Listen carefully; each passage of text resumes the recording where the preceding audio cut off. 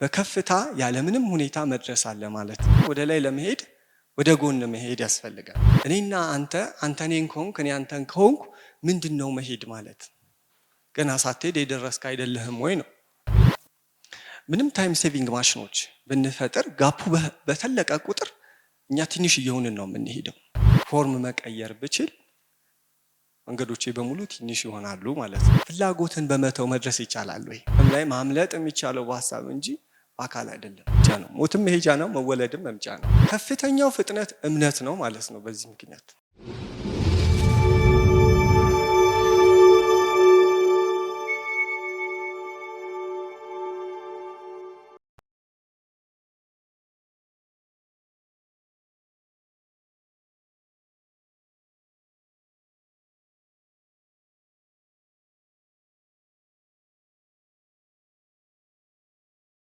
ፍቃዱ አየልኝ የተወለደው ጎንደር ነው። የመጀመሪያ ደረጃ ትምህርቱ እና የሁለተኛ ደረጃ ትምህርቱ እዚሁ ኮተቤ አጥቢያ በሚገኘው ደጃቸው እንዲራድና ሳላጅ ትምህርት ቤቶች ውስጥ ነው። ከፍተኛ ትምህርቱን ደግሞ ትግራይ ተጉዞ ከመቀሌ ዩኒቨርሲቲ በሜካኒካል ኢንጂነሪንግ ተመርቋል። ፍቃዱ አየልኝ የሐሳብ መብላላቶች፣ የመንፈስ ጉዞዎች ካሉባቸው አውዶች አለመራቁን ሲያስተውሉ መካኒካል ኢንጂነሪንግን ምን ሲል ተማሪው ያሰኛል። አጓን ጉዞስ ማለት ይህንን ጨምሮስ አይደል?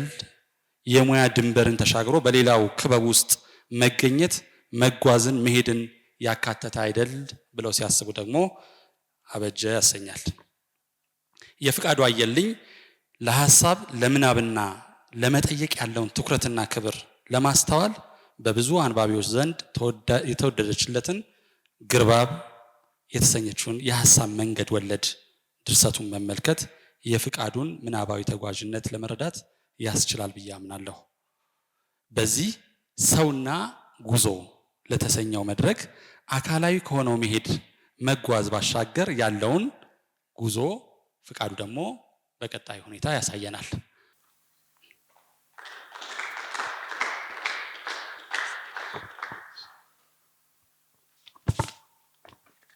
እንግዲህ የሰው ጉዞ ብቻ አይደለም ማወራው፣ ግን ስለ ጉዞ እንጫወታለን።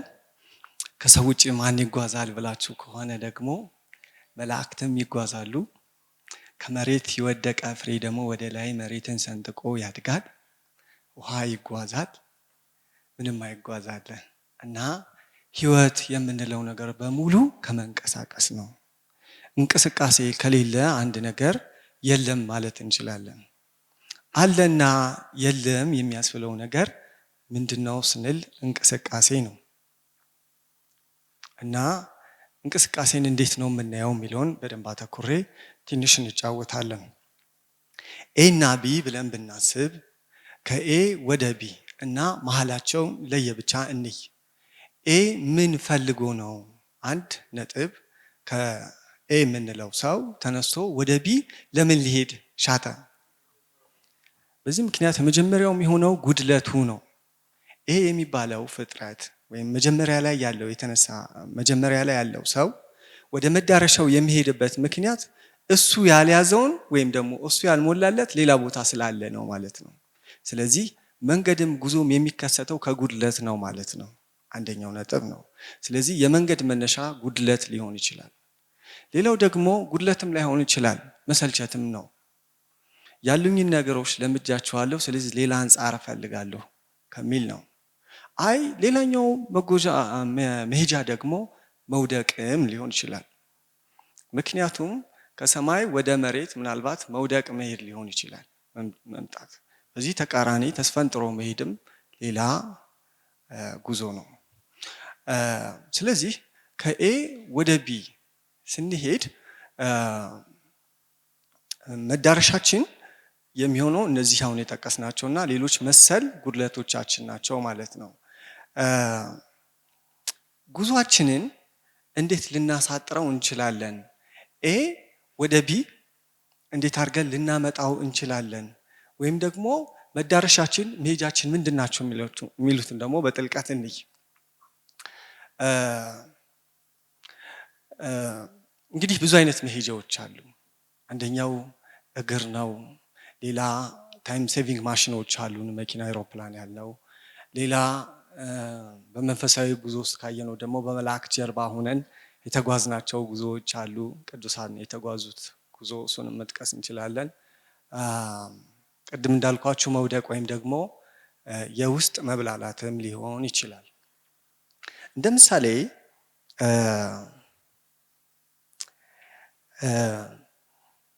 መንከባለልን እንይ። ለምሳሌ እንደ መነሻ ያክል አንድ ነገር የሚሄደው እግር ስላለው አይደለም።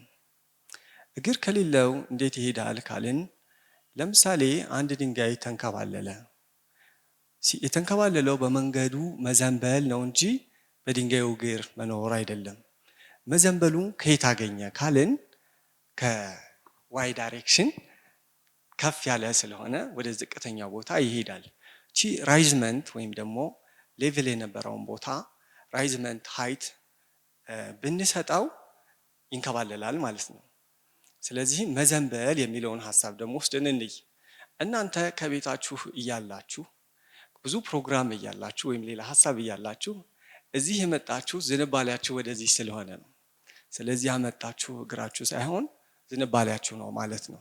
ስለዚህ ሰውን የሚወስደው ምንድን ነው ሲባል ዝንባሌው ነው ማለት ነው። ስለዚህ አንደኛ የሚወስደው ዝንባሌ ነው። ሌላ ዝንባሌ ሲደመር መንገድ ጉዞ ይባላል። ዝንባሌ ሲደመር መንገድ ጉዞ ይባላል። ስለዚህ ጉዞ የራሱ አመል አለው ማለት ነው። ዝንባሌም የራሱ አመል አለው ማለት ነው። ግን በደንብ ደግሞ ተመልሰን ለማየት የቅድሟን ተንከባሎ መሄድ ወይም ደግሞ ሃይት ራይዝመንቷን ትንሽ እናውራባት እና ምንድን ነው የሚከሰተው የሚለውን ማለት ነው።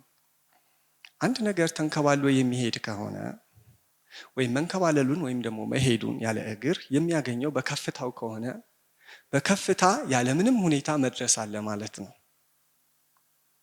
ከፍታችን እስከ መውደቅ ድረስ ፍጥነት ሊኖረው ይችላል ማለት ነው። ምን ማለት ነው ይሄ? ትንሽ ዘንበል ካደረግነው መንደርደሩ ቀስ ያለ ነው። በደንብ ካደረግነው ደግሞ እስከ መውደቅ ፍጥነት ይሄዳል ማለት ነው። ፎቅ ስንወጣ ደረጃ ስንሄድ እንዴት ነው ወደ ላይ የምንወጣው? ወደ ላይ የምንወጣው ወደ ጎን እየሄድን ነው። ወደ ጎን እየሄድን ነው እንጂ ዝም ብሎ ወደ ላይ ብድግ ተብሎ አይኬድም። ምክንያቱም ወደ ላይ ለመሄድ ወደ ጎን መሄድ ያስፈልጋል። ቱ ኤክስ ዳይሬክሽን የሄደ ነው ቱ ዋይ ዳይሬክሽን ሊሄድ የሚችለው ማለት ነው። በዚህ ምክንያት አንድ ሰው በመንፈሳዊ ጉዞውም ወደ ወንድሞቹ ሂዶ ወይም ወደ ተፈጥሮ ሂዶ ወይም ወደ ዓለም ላይ ወደ ተዘረጉት ነገሮች ሂዶ ነው ወደ መንፈሳዊ ልህቅና ነው መድረስ የሚችለው። ያለምንም ሙከራ፣ ያለምንም እሰጥ አገባ፣ ያለምንም መሞከር ከፍ ማለት ዝም ብሎ የለም ማለት ነው። ስለዚህ በሚያደርገው ግብ ነው ወደ ላይ ሊወጣ የሚችለው። ወይም ደግሞ እንደተጫወት ነው አንዲት የህንፃ ደረጃ ላይ አንዲት እርምጃ ምንድነው በውስጧ ያለው የሚለውን ማየት እንችላለን። ደረጃ ስንወጣ አንድ እንደዚህ የምናነሳት እንጥልጥል የጎንም የላይም ውቅር ናት። ስናንጠለጥላት ወደ ጎንም ወደ ላይም አላት። ስለዚህ ወደ ላይ የሚሄድ ሰው የመሬቱንም የሰማዩንም ጉዳይ ይዞ ነው ማለት ነው ከፍ የሚለው ነው። ስለዚህ ይሄ አንደኛው ሌላ ነው። አንደኛው መንገድ ነው ወደ ላይ እንዴት እንሄዳለን በሚለው። ይሄ ጉዳይ አሁን የምንለው ጉዳይ ቲዮሬቲካል ፊዚክስ በጣም አሳስቧቸው ነበር ሰዎች እና ሃውኪንግም አነስታይንም እንዴት ነው መንገድን ልናሳጠር የምንችለው፣ እንዴት ነው ወደ ላይ ልንሄድ የምንችለው የሚል ቲዮሬቲካል ቢሆንም አንስተው ነበር። በዚህ ምክንያት ወርም ሆል የሚል ኮንሰፕት ተነስቷል። ትንሽ ስለዚህ ኮንሰፕት እንደመነሻ እንጫወት። ምን ማለት ነው? ከኤ ወደ ቢ ለመሄድ ብዙ አይነት መዳረሻዎች አሉ። አንደኛው በላይ መሄድ እንችላለን በአይሮፕላን፣ በመሬት መሄድ እንችላለን፣ በታች ሰርስረን መሄድ እንችላለን፣ በጓሮ መሄድ እንችላለን። 360 ዲግሪ ፕሮባቢሊቲዎች አሉት ከኤ ወደ ቢ ለመሄድ። አጭሩ መንገድ ግን ቀጥታ መንገዱ ነው፣ ዲስፕሌስመንት ይባላል። ከኤ ወደ ቢ ለመሄድ ቀጥታው መንገድ አጭሩ ነው። ግን ይሄ የመጨረሻ ፕሮባቢሊቲው ቀጥታው መንገድ ስለሆነ ይሄንን እንዴት ማሳጠር እንችላለን ብለው አሰቡ። ስለዚህ ለምሳሌ ኤ እና ቢ ጠርዝና ጠርዝ ላይ ቢሆኑ እንደዚህ ብናጥፋው ኤ ከቢ ጋር ሊጋጠም ይችላል። ኤ እና ቢ ኦቨርላፕ ሊያደርጉ ይችላሉ እንደዚህ። ያለችው አማራጭ ኤና ቢን ለማገናኘት ኤና ቢን አጥፎ ማያያዝ ነው። በዚህ ምክንያት ኤና ቢ የተገናኙበት ራይዝመንት ሃይቷ ወርም ሆል ትባላለች እና ይሄ ደግሞ ይቻላል የሚል ሐሳብ አለ። ኤና ቢ ቢሆን አንድ ነገር ኤቢ አይሆንም ወይ ነው የመጀመሪያው ጥያቄ። ኤና ቢ ኦቨርላፕ ካደረጉ እኔና አንተ እኔን ከሆንክ እኔ አንተን ከሆንኩ ምንድነው መሄድ ማለት?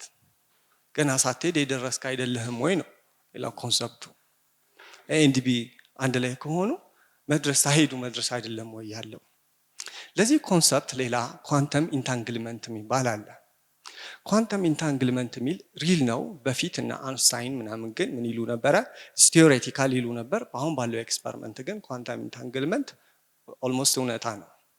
እንዴት ነው የሆነው ሲባል ሁለት ፎቶን የኤሌክትሮን የላይት ፓርቲክሎችን እንደዚህ ብናስቀምጥና ሁለቱን ወደ ቀኝ ብናሽከረክራቸው፣ ለምሳሌ እቺኛውንም ወደ ቀኝ ይሄኛውንም ወደ ቀኝ ብናሽከረክረውና በ100,000 ላይት ይርስ ብናራርቃቸው ርቀት አይገድባቸውም። እዚህ ላይ ይሄን ካቆም ነው ያኛውም ይቆማል፣ ይሄኛውም ወደ ግራ ካዞር ነው ያኛውም ወደ ግራ ይዞራል። ስለዚህ እዚህኛው ጋር የምናደርገው ኢፌክት እዚህኛውም ላይ ኢፌክት ያመጣል። ያ ማለት አንድ ወንድማችሁን ብመታው እናንተን ያማችኋል ማለት ነው። ስለዚህ መድረስ ማለት የሌላውን ህመም መስማት ሊሆን ይችላል።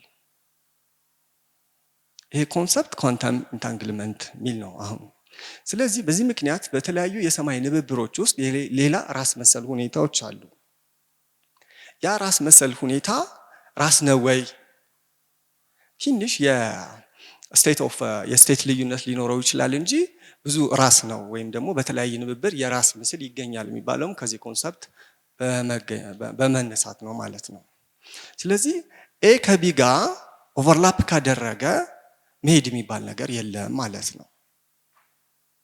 ስለዚህ እኔ የጎደለኝን እናንተ የምታሟሉ ከሆነ እኔ የሌለኝ እናንተ የሌላችሁን እኔ ማሟላ ከሆነ እናንተ እኔ ናችሁ፣ እኔ እናንተ ነኝ ማለት ነው። አንደኛው ሪል የሚያሳስበው የፊዚክስ እንትን ይሄ ነው። ሌላ ፍጥነት ነው በኤና በቢ መሃል ያለው እንደው በተቻለ በመናውቀው ማለት ነው። ከኤ ወደ ቢ ለመሄድ ምን ብጠቀም የተሻለ ነው? መጀመሪያ እየተራመድኩ ከሆነ ከዛ ደግሞ እንደገና በፈረስ ደግሞ በመኪና ከዛ ደግሞ በአይሮፕላን ከዛ ደግሞ በተለያየ ነገር እየፈጠንኩ ብሄድ ነው። እኔ ሌላ አማራጭ አመጣለሁ እዚህ ላይ ምንም ታይም ሴቪንግ ማሽኖች ብንፈጥር ጋፑ በተለቀ ቁጥር እኛ ትንሽ እየሆንን ነው የምንሄደው። እንደውም እያነስን እዚህ አንድ ልብ የምንለው ነገር ምንድነው?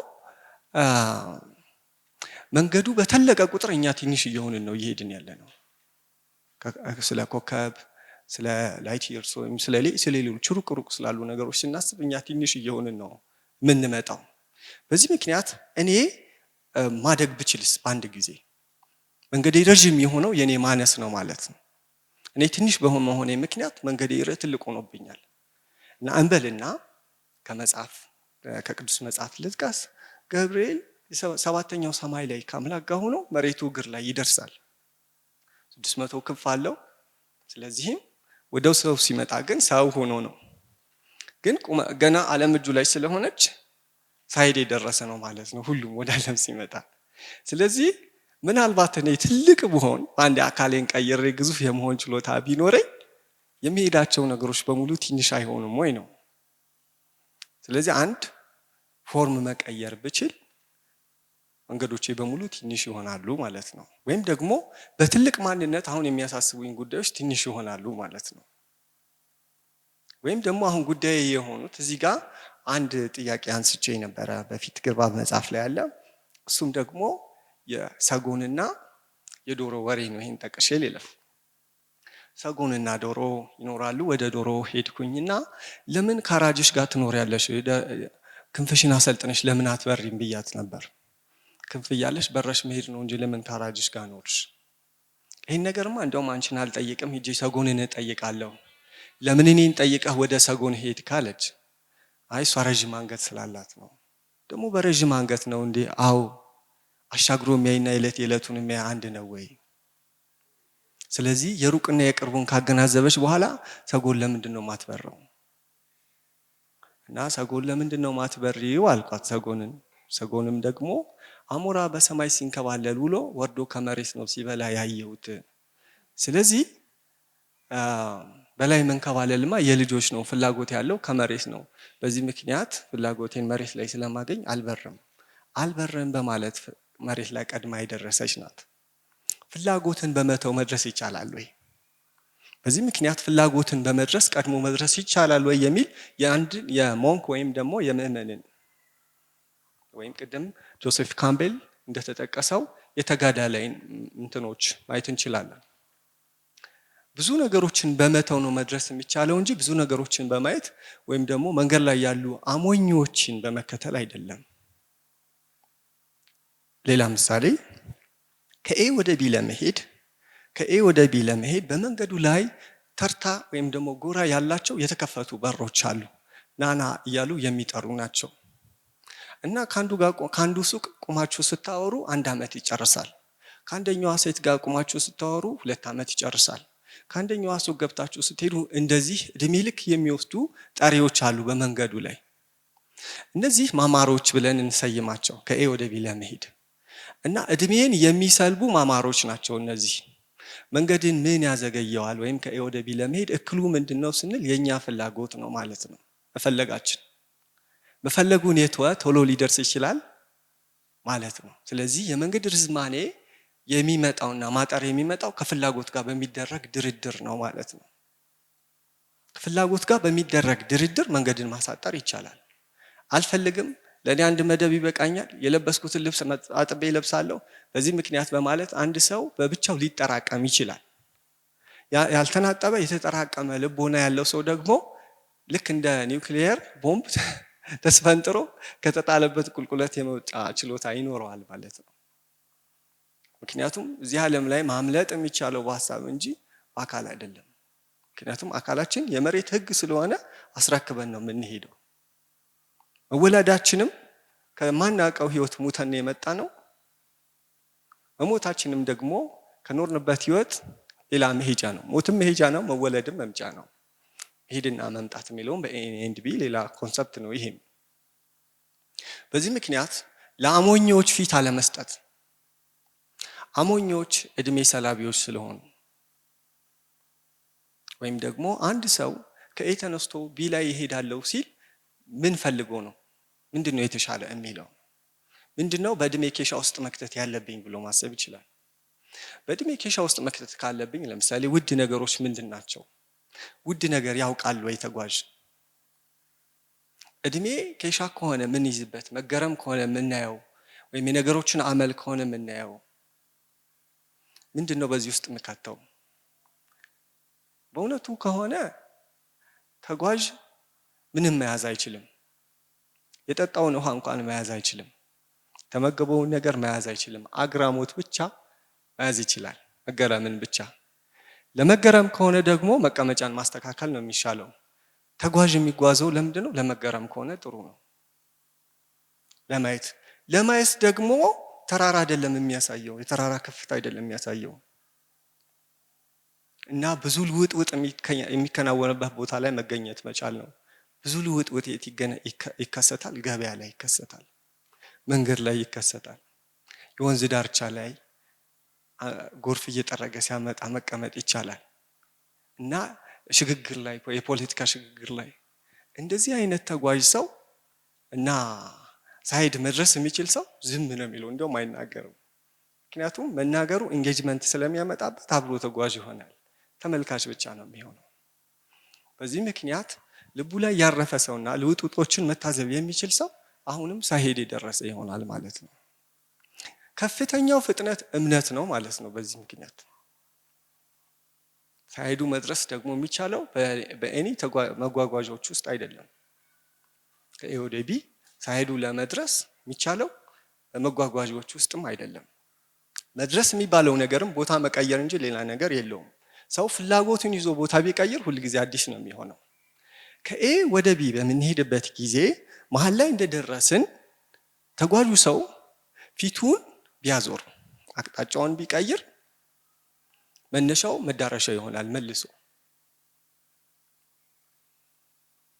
አብራችሁ ተቀምጣችሁ የዋላችሁትን ሰው ወይም ባለትዳራችሁን ወይም ደግሞ ሌላ ጓደኛችሁን ፊታችሁን ካዞራችሁበት ሩቅ ይሆናል።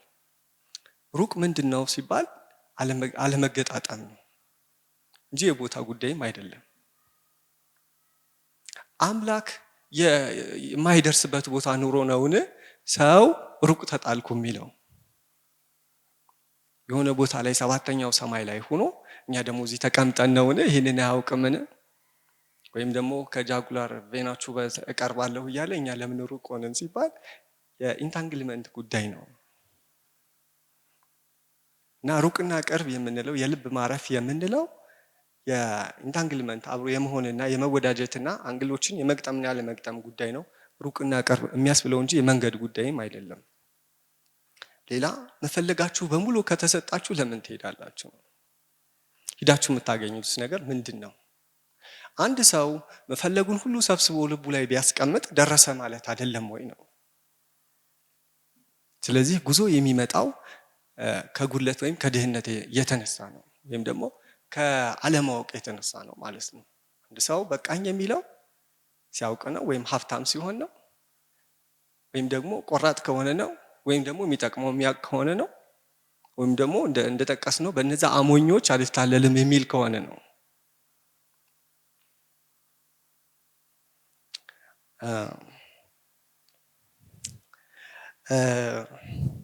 ስለዚህ አሁን ምን አየን?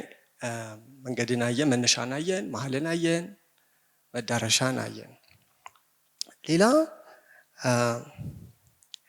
ርቀት በምን ይረዝማልና ርቀት በምን ያጥራል?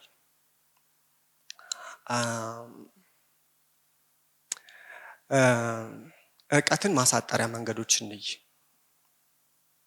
ቅድም አንድ ጥሩ ነገር አንስተን ነበረ። የሰው ልጅ አዳም የሚባለው ፍጥረት ወይም አዳም ሰላም በሱ ላይ ይሁን ለምን እንደዚህ ተዘረዘረ ማለት ሁሉ እንደዚህ ለምን የሆይታ ሳንቲም ሆነ ብለን እናስብ። ይሄ ለምን 7 ቢሊዮን ዝርዝር ኖረው? እና በጣም አቋራጩ መንገድ ምንድነው? ቁጭ ብሎ የ7 ቢሊዮን አይነዋውን ብቻ በመውሰድ የተወሰኑ ሰዎች አመልን በማየት ራስን ማወቅ አይቻልም ወይ ነው። ዙሪያ ላይ ያሉ እንኳን ሰው አይደለምና ሌላ ፍጥረት የራስ ነጋሪ አይሆንም ወይ? ብትበረታ ብትጎድል ነው እንጂ አንተ የምታደርገው ሌሎች የሚያደርጉት።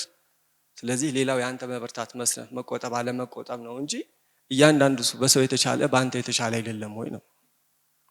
በዚህ ምክንያት ሁሉም ሰው ያንተ የሌላ የመሆን እድል ስለሆነ ሰዎችን በማየት ራስ መድረስ ይችላል ማለት ነው አንድ ሰው። ስለዚህ ቅድም ወርም ሆል ብለን ኮንሰፕት አምጥተን ነበረ። ሳይሄዱ መድረስ ማለት ሌሎችን አይቶ መማርም ሊሆን ይችላል ማለት ነው። በዚህ ምክንያት አንድ ሰው ሳይሄድ ይደርሳል ማለት ነው። ሁለተኛ አንድ ሰው በልቡ ላይ ምን ቢያብላላ ስኬፕ ቬሎሲቲ ሊኖረው ይችላል። ስኬፕ ቬሎሲቲ ማለት የመሬት የስበት ኃይል አለ 9 ሜትር ፐር ሰከንድ ወይም ኦልሞስት 10 ሜትር ፐር ሰከንድ አንድን ጉዳይ ትስባለች መሬት አንድን ነገር።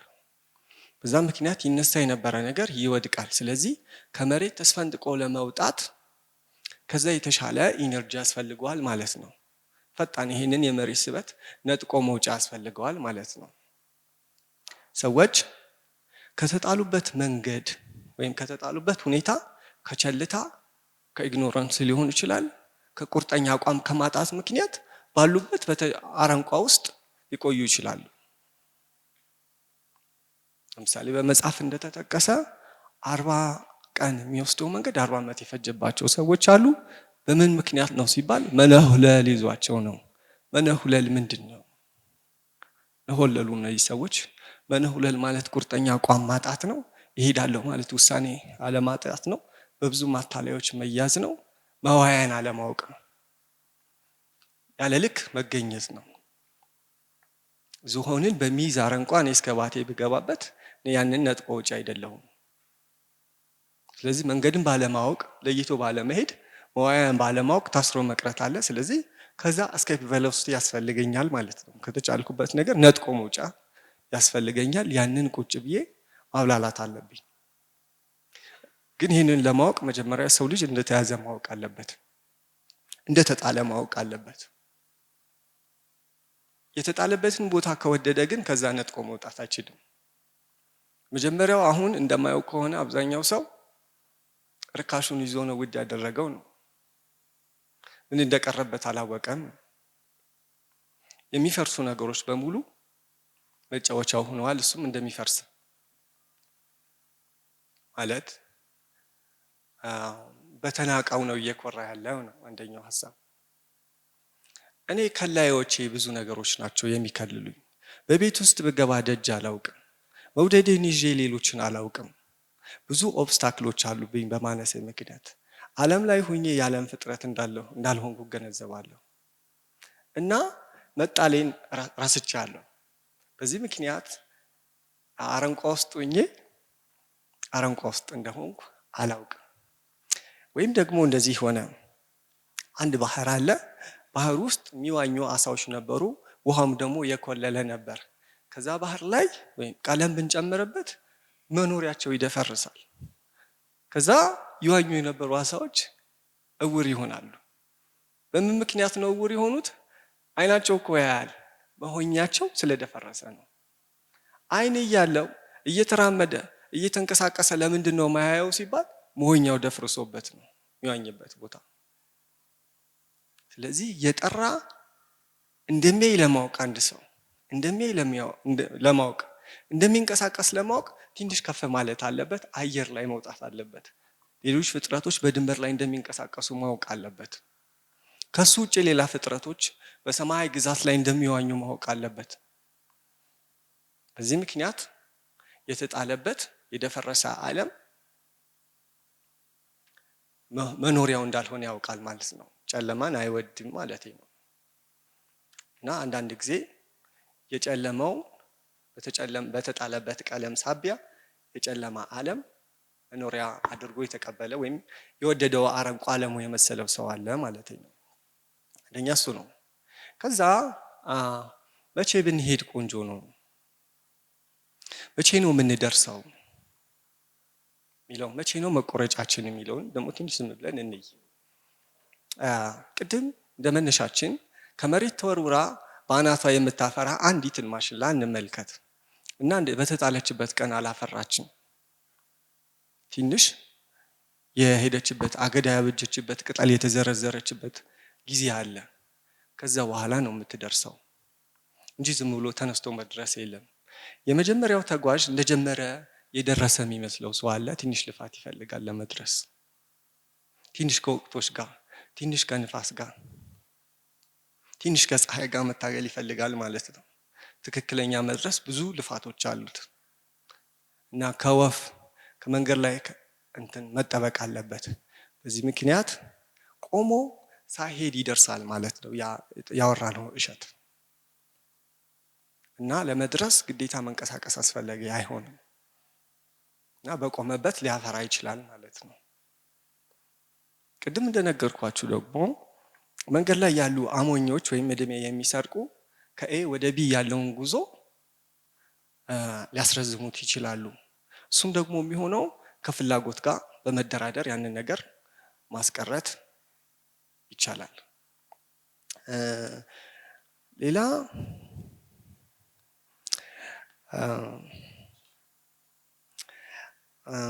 አንዲት መጨረሻ እንዴት ሀሳብ ላንሳ። ጎርፍ እንዴት ይሄዳል የሚል ነው።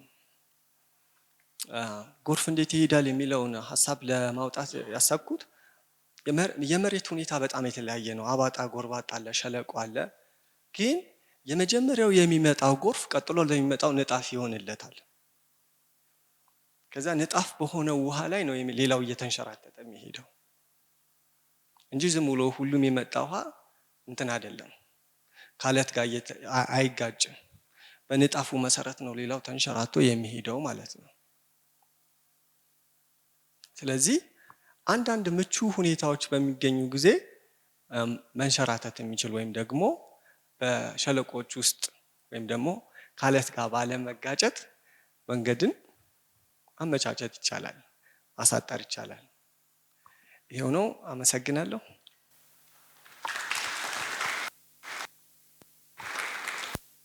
ፍቄ ላቀረበልን የሚገርም ሀሳብ በምናብ መሄድ ፊሎሶፊካል የሆኑ ነገሮች ናቸው። እንዴት አድርጎ ሰው ሳይንቀሳቀስ አለመንቀሳቀስ ማለት ግን አለመንቀሳቀስ ሳይሆን በሌላ መንገድ መድረስ እንዴት ማጠር እንደሚችል መጓዝ እንዴት እንደሚቻል የሚገርም አይነት ፕሬዘንቴሽን ነው። እውነት ለመናገር ድጋሚ ማላመጥም የሚጠይቅ ይመስለኛል። እባካችሁ አመስግኑልኝ።